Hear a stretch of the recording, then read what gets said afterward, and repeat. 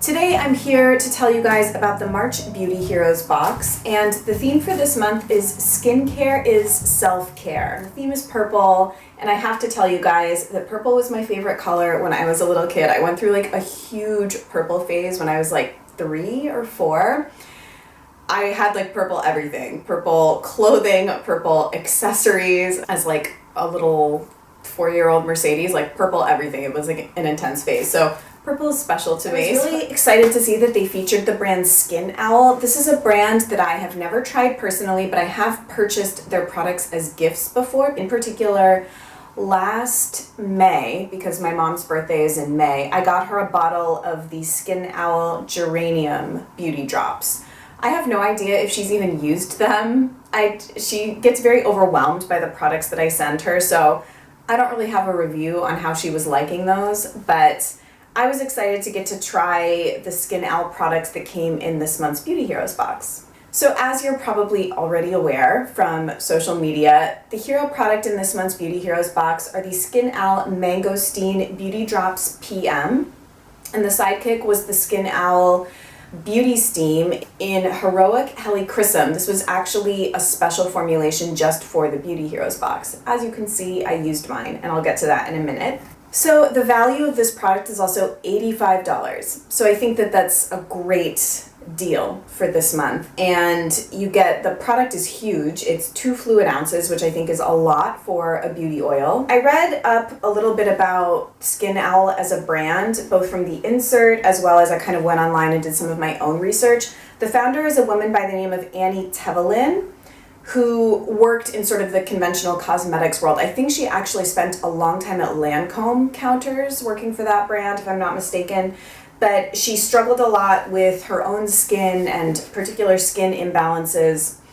And the story is that she went on a vacation to Vietnam and discovered the beauty of mangosteen. The genesis of the name SkinOwl came from after she started turning more towards natural ingredients to alleviate her own skin conditions. She became a source of wisdom for friends and people close to her, and owls are obviously symbols of wisdom, so she became the SkinOwl. So I actually think that that's a really cute story behind the brand. So a bit about the product itself. The only 2 ingredients in here are raw organic cold pressed baobab oil and mangosteen oil. Actually, I don't know what the ratio is either. I'm sort of curious. Maybe I'll ask Jeannie that. This is just like a quick little aside. The only time I had ever heard of baobab oil is when I read Le Petit Prince in French class, when I was like, this is kind of like a little tie-in to my channel, because I never talk about why my channel is called L'amour et la musique and why I'm this Francophile. That's probably a story for another day. But I took French. I was like a longtime Spanish language studier and speaker and lived abroad in Mexico and all of that kind of thing. But I developed this immense love for French, and I took French when I was doing my dissertation research in graduate school. So I was like, in my late 20s. And I was like taking French with all these 18-year-olds. But it was so fun. I took a full year of like intro French, and we read The Little Prince. And they talk about baobab in The Little Prince, so that's like my only reference point for baobab. I don't even really know that much about it. So something I really like about SkinOwl is that they're very attuned to fair labor and trade sourcing of their ingredients. So similar to a brand like Kahina, they form relationships with small cooperatives of people that produce the ingredients in their products. It's a 4-year-old company, and I think this is worth noting. They represent a return to simplicity, ritual, and ethical transparency with innovative ingredient combinations for the skin and the self. So a bit about my experience with this. As you can see, it's a clear, I would call it like a medium consistency oil. So the reason that why it's denoted as PM is that the founder thinks that this is one of her heavier oils, although Jeannie told us herself that she finds it to be one of the lighter ones, ironically.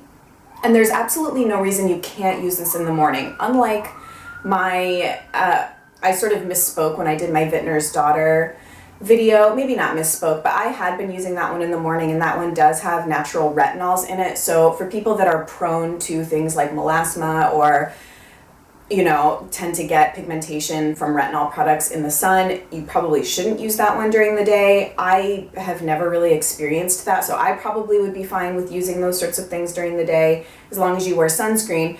But this is not photoreactive at all, so there's really no reason you can't use this in the morning unless you find it too heavy. For me personally, it's not at all, and it has a really amazing fruity scent. It's unlike any face oil I've ever smelled. It smells like candy, really.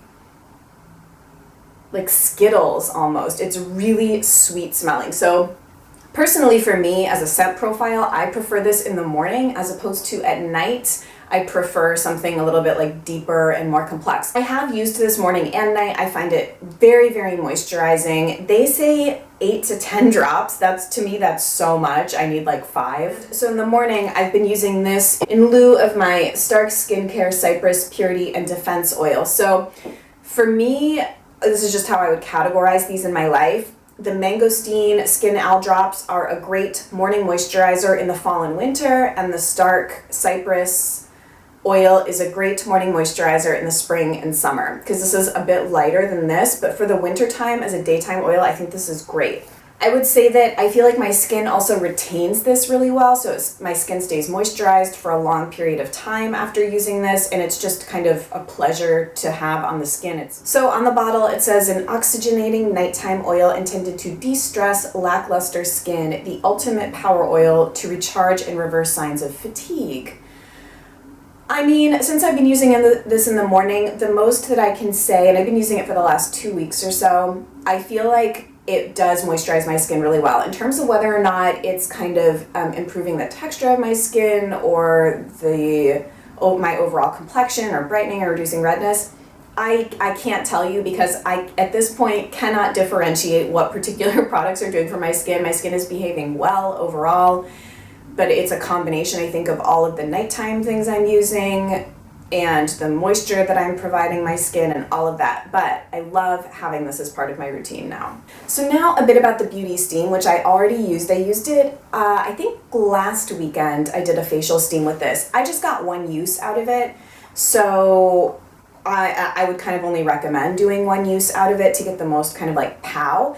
I actually did a video over a year ago now at this point, or maybe it was a year ago, all on how to do an at-home facial steam, because I went through a really big moment with them. I have a pack of the La Bella Figura facial steam bags, and that's what I had used in that video. And actually now, after having used a facial steam with loose like this versus in a bag, I would highly recommend, if you have facial steam bags, emptying the actual herbs out into the boiling water and letting them steep loose instead of in a bag, because I feel like it releases all of the scent and properties of the ingredients in the facial steam.